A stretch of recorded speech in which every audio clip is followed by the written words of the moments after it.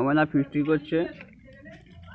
আর ভাই ভাতে কিছু চাপা দাও, পড়ে যাবে, ভাতে কিছু নোংরা হয়ে যাচ্ছে।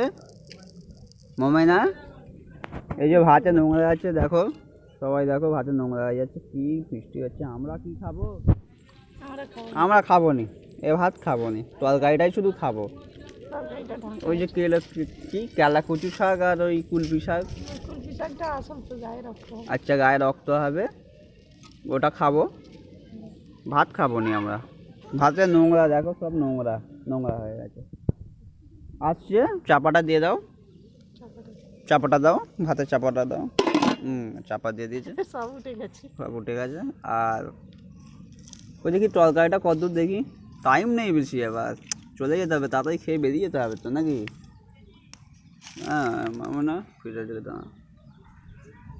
এই ফিজা অবশ্য রেডি হয়ে আছে খাওয়ার জন্যই, যে ঘুরছে, ও লিডার মেন লোক ওই। আর দুজনে আসছে, এরাও খাবে বলে আসছে দর্শক।